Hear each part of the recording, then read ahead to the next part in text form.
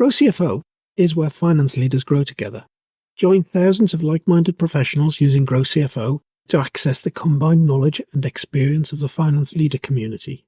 You can join us today at growcfo.net.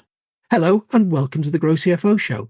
I'm your host, Kevin Appleby, and today I've got with me Sam Divine. Sam is the founder of a company that provides services to CFOs and others in the C-suite called GrowthXel.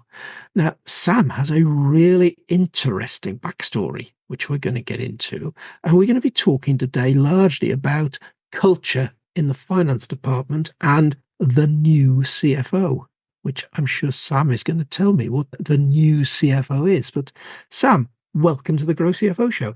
Kevin, it's a pleasure to be here. Now, Sam, I know that you're sitting today in Atlanta, in Georgia, but I know that's not where you're from originally. Tell us a little bit about your backstory.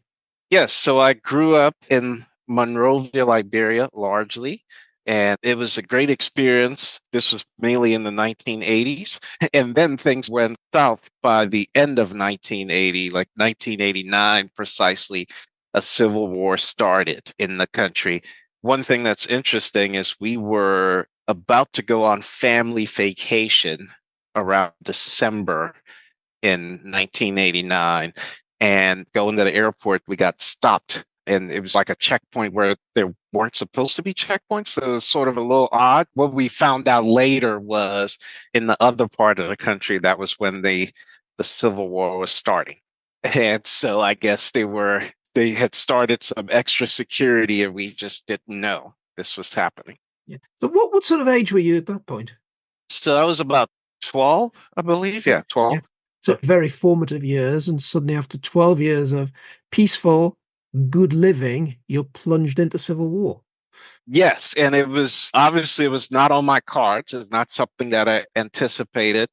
And initially we thought rather naively that we would have this short period of war where you had a president who had become a dictator, and not everybody, but most people, I think, were open to him leaving and just thought, oh, this will be a 2-week period or a 3-week period. And so we stocked up on food that would last for maybe 2 or 3 months just out of extra precaution. And nope, it basically became like a long civil war that went for multiple years.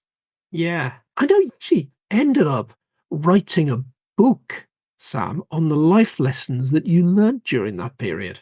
Yes, so it's a book called Battlegrounds to Boardroom, and it's been a while since I wrote it, but the idea there was as time passed and I started to have kids, I wanted to just put together some life lessons that I had experienced really just for them. Because as we age, you get to a point where you forget all these things. And so I try to go back and really just capture that period, capture my upbringing, the period of the war, and then post-war coming to school in the US for college, and wanted to give my kids those lessons from there.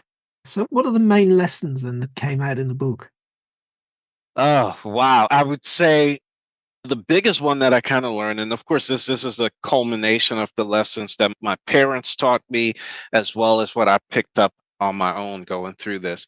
The biggest lesson I would say that I still apply in my consulting and building our company is just to treat everyone fairly and treat everyone the same as much as possible. In this world, we do have circumstances that can be different at times. Some of us might have a better life in one respect or economically or whatnot. But I think the greatest lesson was just treating everybody with respect and the same, and paid dividends for my parents and for me throughout my life. The other thing was that I think was really critical is there's a lot that we may not be able to control. And I learned, and this was extremely important in the war, to not rely on just your wealth or your position or those things that you spend a lot of your time putting a lot of stock in, because when the Civil War happens, all of those are unimportant.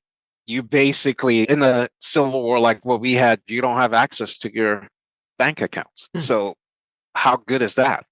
All of the food that we stockpiled eventually ran out. And so how do you get food? And just watching my dad go try to improvise and figure out where to get food. And all of that experience taught me that don't put a lot of stock in all the material things because they can all go away. And so we learn to be very comfortable with or without. Yeah. I guess in those sort of formative teenage years, you're very much helping your dad go forage, find dinner. So the big lessons that come out of that.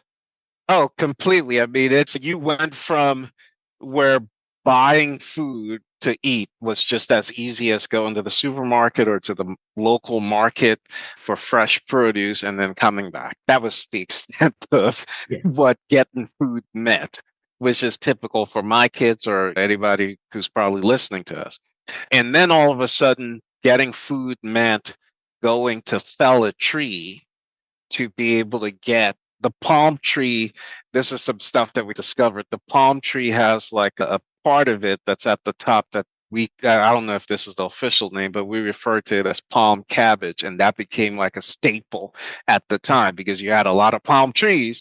So you had to take the axe, go fell the tree, go get the cabbage, and then bring that back home. So that was, you had a city kid in Monrovia, Liberia, who basically went to the market, got food, and now you go to cut a tree, pull this. So it was a new experience, but by then you were just happy to be alive, right? Because there were times where you go to look for food and gunshots whizzing above your head or you hear artillery in the background. And so you have to make some calculations. Hey, is it safe to continue to try to get food or go back home, even though you're not guaranteed safety? Because we were in a situation where people weren't necessarily the most trained.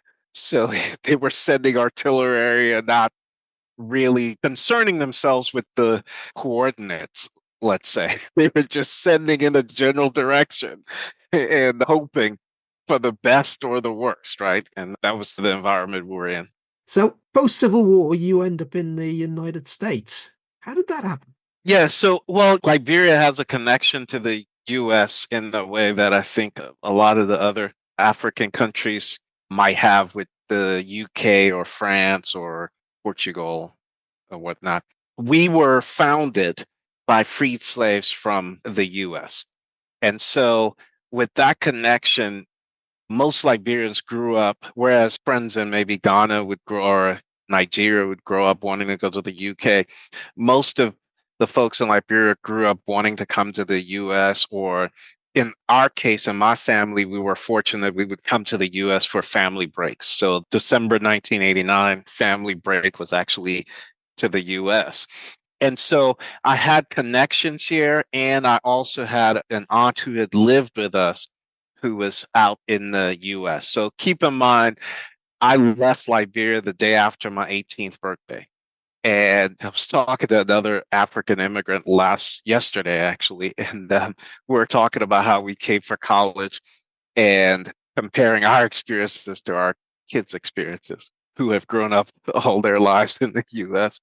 So I had 3,000 miles away, or at least, right, from my parents. This is back in the day where you weren't just FaceTiming and you didn't have WhatsApp communication or whatnot. And so for me, it just felt like it would be good to be in an area where I had family. And so when I made the trip the day after I turned 18, I basically came to Massachusetts because we had some relatives there. And that's where I went to college. Yeah. And the career started from then. Yes. So it was, and the war, I said post war a little earlier, like the thing with civil wars, at least the Liberian one in particular, is there were fits and starts. So you'd have a lull where there was less fighting or fighting was in a different part or maybe a complete ceasefire for some period and then it would reemerge again. And so what I was fortunate to leave at a time where there was a relative calm and peace. And came to college here in the US, and my parents were still helping with my tuition and helping and doing as much as they could. But the war could there was always the risk that the war would start again. And there was also, I was just talking to someone about this just yesterday. There was also this fear, even as a 18-year-old, there was the fear that the war could start again, but there was also this sort of gratitude, for lack of a better term, of when you go through a war and some of your friends get killed, some of their parents get killed, you realize there's a randomness to this life. And I felt like I had this opportunity that there were others who didn't have that and would give anything for it. And so I bottled that up and basically tried to get through college as quickly as possible and ended up finishing in 3 years just because, hey, if the war starts and my parents can't send me money, this might be a bit of a challenge. And obviously, I'm sure I probably would have figured things out, but I just had that sense of, let's seize the day, carpe diem. Let's take advantage of this opportunity and let's get it done. And so 3 years later, I was out of school with a degree in accounting and finance. And the logical thing is become a CPA. Yes, it's those three letters have never hurt. Let's just say that. And so I went and got the CPA exam out of the way, worked with Grant Thornton in Boston at the time. It was around the time where there was, I think the Big Six was going to Big Five at the time. So I'm dating myself. But I figured for what I wanted, I was an accountant and chose that career, but I always felt like at heart I was a business person and I wanted to know accounting and finance because the numbers never hurt. Totally, because I think I'm coming from the same place. Perfect. So the feeling. And so I went to Grant Thornton purposefully instead of one of the bigs that I had talked to and was interested in. And actually, the partner at Grant made an offer immediately, which was something that was I remember just being awestruck because there are these moments where, after going through all of the war and all that stuff, I remember just sitting there going, oh my gosh, I've got this offer. The kid who was dodging bullets and who went to fell palm trees, and now I've got a major firm with an offer and making an offer on the spot for me. But long story short, went with Grant because I felt like they would allow me to go and see more businesses than I would at a big five at the time. And I made a very similar choice to you. I joined ah, BDO, and we were BDO Binder Hamlin at the time, and probably the closest office in the city that I qualified yep, was to size and client type just was Grant Thornton. So again, you got there, you went and did the accounts, put the accounts together, you probably did the tax computations, you did a bit of an audit, and you saw a lot of different business. It was a really good grounding in everything. absolutely.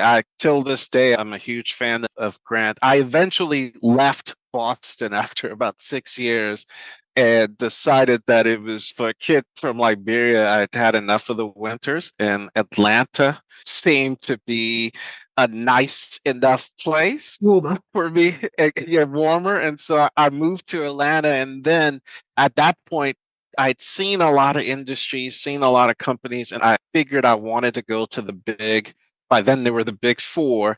And so I ended up, this is potentially an interesting story for your audience. I ended up having an offer of the exact same amount with Anderson and EY. So I guess they were still the big five at the time. And I basically picked EY. Till this day, I cannot give you a formula as to why, because they were great firms, but I picked EY, and 6 months later, Anderson was no more. So I just got really lucky, or someone was looking out for me upstairs, I guess. And all about as much as career planning, being in the right place at the right time Yep. really is important. You've gone on a long way from taking on CFO roles to today being CEO with GrowthXel. Tell me what you're doing these days. Yeah, so we're a consulting firm that works a lot with CFOs and their teams. And what we do is there are really two key offerings. We generally come in and help the CFOs optimize their organizations. And that's everything from technology, people and processes. Obviously, there's a lot of finance transformation going on. We participate in that, but we're also are more specific to how do you optimize. So we sometimes come into organizations where they've done all the transformations and things are still not working as efficiently or as effectively as they thought they would. And we come in and have a process where we help them optimize. The second area we tend to help them in is key critical interim services. So a critical person's leaving or about to leave or has left, and you as a CFO need someone who you can rely on to go and deliver in that role. And because we've worked with companies and helped them optimize, we've gotten to know the organization. And so they call us in whenever there's a need where you can't mess it up. And they go, hey, Sam, GrowthXel, could you guys come in and help us? And so we go in and act as an interim leader or interim. It's everything from controller, assistant controller, interim CFO, plant finance leader, you name it, any critical role, we come in and help fulfill them. Yeah. So it sounds as though that's bringing us to the topic that we were really wanted to cover in this podcast. It's taken us a long while to get there, but it's been really interesting finding out all about your early experiences. But culture in the finance department, I guess optimization and culture is one of the big things in getting to that optimization. Yeah, so it's really, and to be fair, Kevin, obviously you and I are finance type folks, right? So you don't normally think a lot about culture in your day-to-day activity as a consultant. You're not hired because you have some good thoughts on culture. Typically, they're hiring you for your expertise in finance. And where the culture started to come up was in our surveys of clients, past clients, and more interestingly, in hiring a sales leader.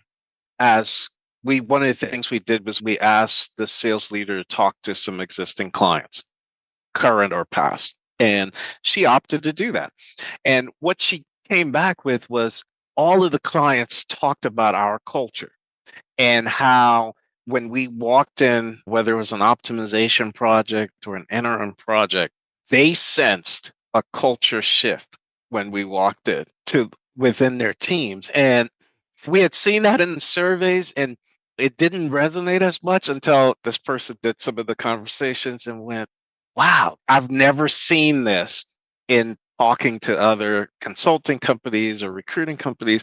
That was a firm print. And I think the more I thought about it, it was like, oh, duh, that does make sense. Because part of our entire optimization approach really starts with connecting with the people who are doing the job.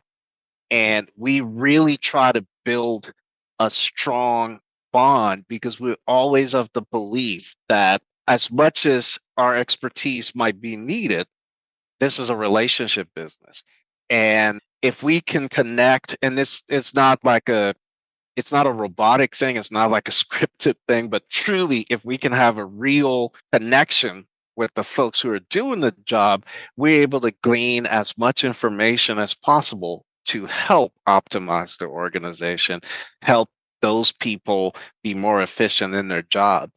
And because we have this strong connection with the individuals, like there are clients where I might go visit 2-3 years after we've helped them. And as I'm walking through the halls, there are people there to chat. So instead of just walking down the halls, it becomes like a 5-minute chat with each person to catch up.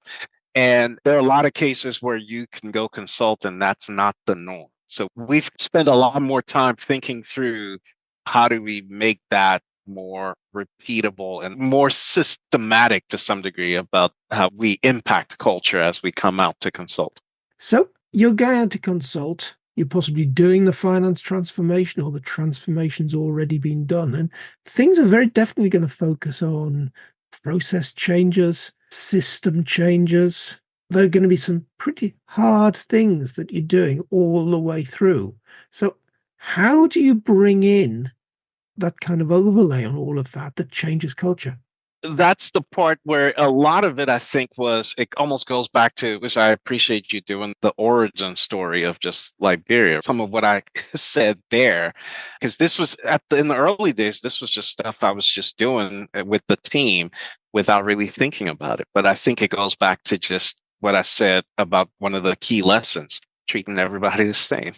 I think just starting there, we've had people who have said to us when we go in to do some of these transformation or optimization initiatives, we've had people tell us, hey, I've been thinking of leaving because I've realized that I can't get the job done in the amount of time that's required, and or I'm afraid that if anyone realized how difficult things are and how there's stuff that's left, I might be asked to leave. And we've been able to go in and, first of all, I think just getting people to be that vulnerable and direct kind of says they have trust. And then, in the biggest, just real reward of this job really is to then take a situation like that where someone says, hey, I'm looking to leave, and make that job more efficient, where they're a lot comfortable.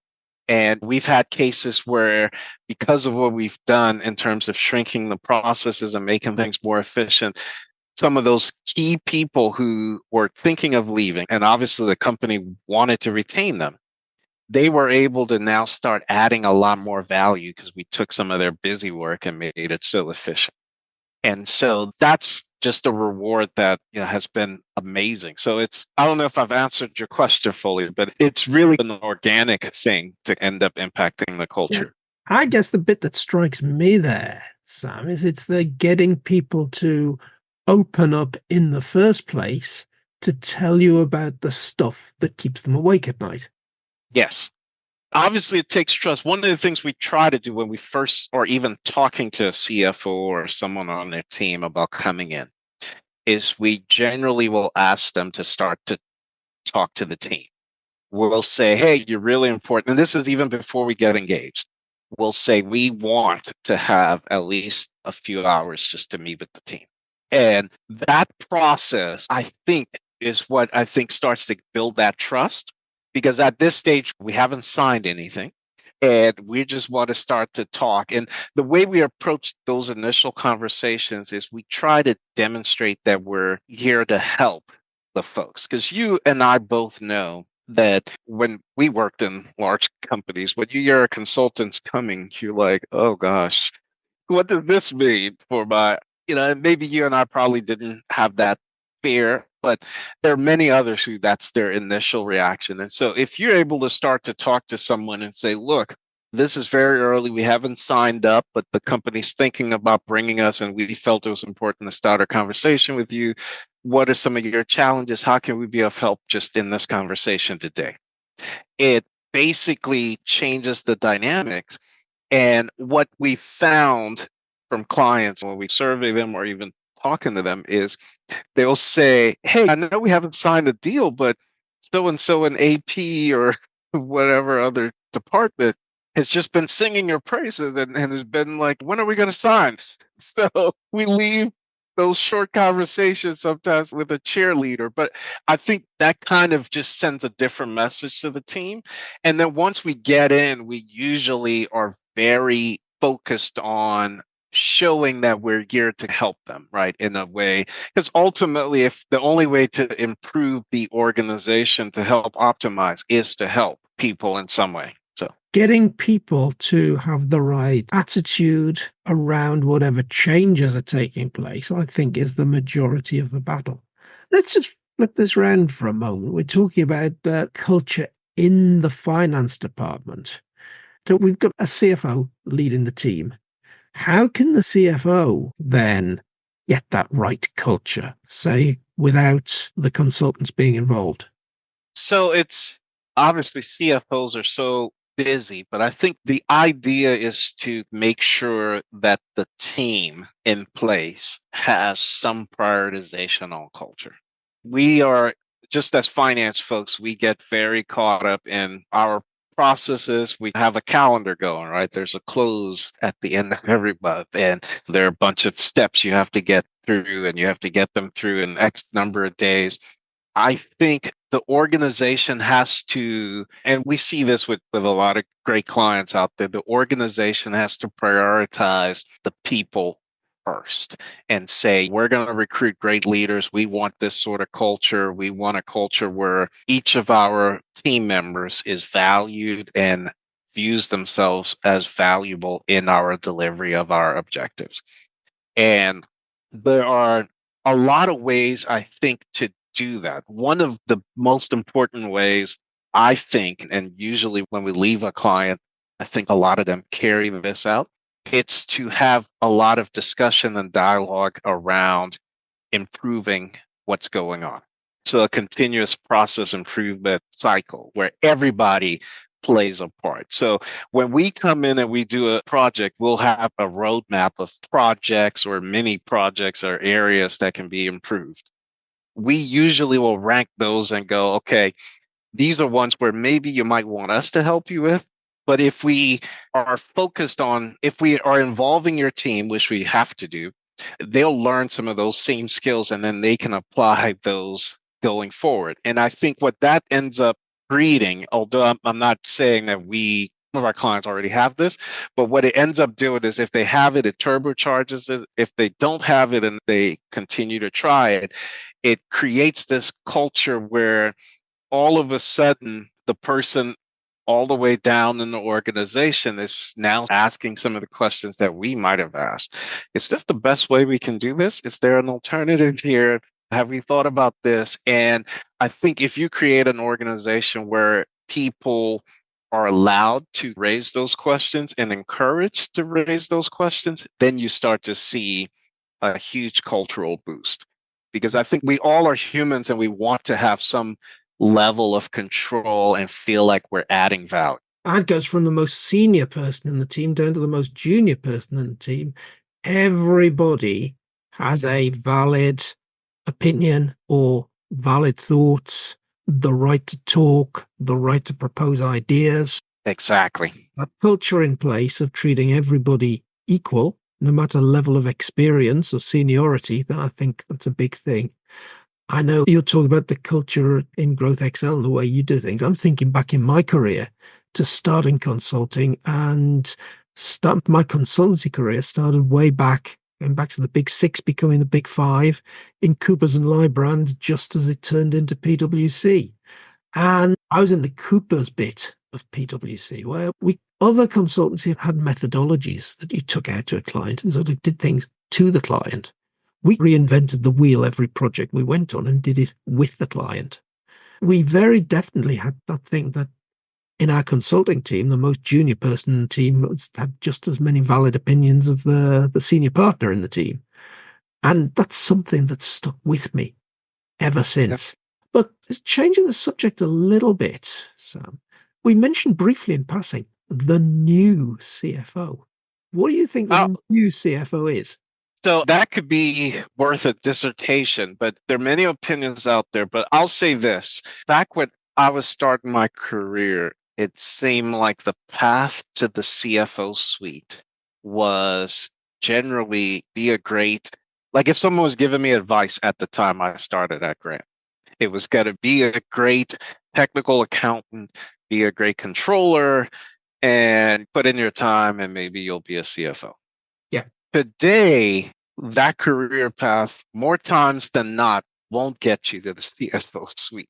It's just because the role, I think, has just evolved so much that today's CFOs, a lot of CFOs, you probably do more research on this than I do, but a lot of times if you look at CFOs that are hired to larger companies or even some smaller ones, they've spent some time outside of finance completely. Yeah. Before coming back in. So I think this new CFO, the analogy I've used is almost like the Secretary of State or a Foreign Affairs or whatever, depending on the country, right?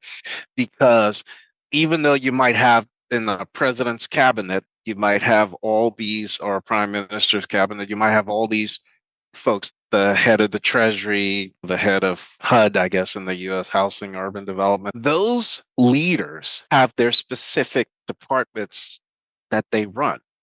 The Secretary of State basically has that bureaucracy within Washington, D.C., but then has a literal office outpost, if you will, in each country. Yeah. Right? That represents the country. And that Secretary of State is over all of that. And I think that's really the CFO today. It's that Secretary of State using the right amount of tact with a lot of demands from everybody, right? From investors, from their peers on the C-suite. In the C-suite, they're basically are involved in operations, they're involved in everything, and then they also have to run their finance team. And it is a really tough job that I think grows tougher by the minute. And so I'm in awe of some of the clients that we have. I'm just in awe of the level of talent that these CFOs have and their experiences and being able to pull it all together. So I think it's different, and I might be biased. I'll pause for a second, but to see if I think it is. If I look at GrowCFO, one thing that could be interesting to folks, is we've just talked about that. If you go look on the insights page on the GrowCFO website and you scroll down a bit, there's a report we put together a couple of years ago, which was called Routes to CFO. And we looked at 500 CFOs and looked at the journey that they'd taken all the way through their career to get to that top job. And some of the things you've just mentioned do come out in that. The job outside of finance, put them in great stead to go in and do the finance role. And then there's that difference as well, the increasing trend of the CFO maybe coming out of an investment banking world as opposed to a CPA accounting world. So there's great stats in there. But I'm thinking in GrowCFO, we've got our two keynote programs. And firstly, there's the Future CFO program. And both of these last a year. We take people through workshops and all sorts of things in the 12-month period. But Future CFO program is aimed at those controllers, heads of finance, whatever, to try and help them broaden out to do those things that you're doing. There's kind of that gulf that says, how do I get to the top job? Because it's a big leap. It's a difficult leap. Then there's the CFO program, which is dealing with the other side of that question. A lot of the people in the CFO program are relatively new CFOs, suffering a bit of culture shock, having got into the top job. And, I'm not sitting in front of an Excel spreadsheet all day, not running the finance team all day. Probably my head of finance is doing that for me. Instead, I look at it as the change from being the inward face of finance to becoming the outward face of finance, because you're dealing with the investors, shareholders, the banks, customers, suppliers, the rest of the C-suite, advising the CEO as the CEO's kind of co-pilot. Wow. And like you, I am in awe at the people that do that well. But in those early years, we're seeing the classic things, lack of confidence, imposter syndrome. Not surprising, really, when does that thing at, I've got to do all this stuff. I never passed my exams to do any of this. Yes. It's literally like you're the chief diplomat. That's why the Secretary of State comes into play. And then the other thing that will blow, well, you have probably a lot more insights on this just studying this, but if you ever pause and think about the CFO's tech stack today, it's probably bigger than some entire large companies had when you were at Cooper's or I was at Grant. Oh, yeah, absolutely. Absolutely. Back in the day, I remember my very first project in Cooper's, we were actually dealing with the British Army, and we were putting a basic accounting system into the British Army because we needed to shift them from cash accounting to accruals accounting. That was quite a mammoth project. It's one of the biggest consulting projects ever done in Europe, but we were dealing with a fairly simple tech stack. These days, you've got the ERP or the accounting software, which is integrating to the sales system, the payroll system, the HR system. They're all giving automations in there, real-time data in there. There's a big data warehouse sitting in front. There's analytics teams. that tech stack these days is, yeah. It's massive. So you throw on technologist as well in the CFO role. Yeah. And I think the CFO often picks up all of those roles in the business that nobody else wants to do. So in a smaller company, chances are you don't have a CTO, Chief Technical Office. Yep. So the CFO ends up running the IT function. Yeah. Oh, we don't have an estates function. So the CFO ends up looking after all the real estate. Sometimes you can find the CFO looking after, because the CFO runs the payroll systems and the CFO is running HR to start with. Stacks and stacks of things that have got nothing to do with being the CPA you qualified to be. Yes, it's a totally different role. So it's fascinating and exhilarating to serve in this sort of environment and help CFOs and their teams because there's so much to do and so much value you can provide. Now, you meet, as I do, you meet a lot of CFOs. So is the one ingredient that makes a CFO, a good CFO, stand out? I know you mentioned that diplomacy thing. Is that the magic ingredient? That certainly is key, but if I were to boil it down to one thing, I would say curiosity. Yeah, now that's an interesting one. And I think be curious about everything that's going on in the business. Because being Yes. curious means you ask questions. Yes. You ask questions, and people will have to tell you things that they might not have wanted to tell you about. Exactly. Yeah, And how to ask the questions so that you don't shut them down. So that's the diplomacy part of it. But the curiosity, the CFOs that I know that are great are really always curious. They're always eager to learn new things. It's curiosity. brilliant. Now, Sam, I'm conscious we could go on talking about this all day. You've been a tremendous guest on this week's GrowCFO show. Thank you very much. Thank you. It was a pleasure.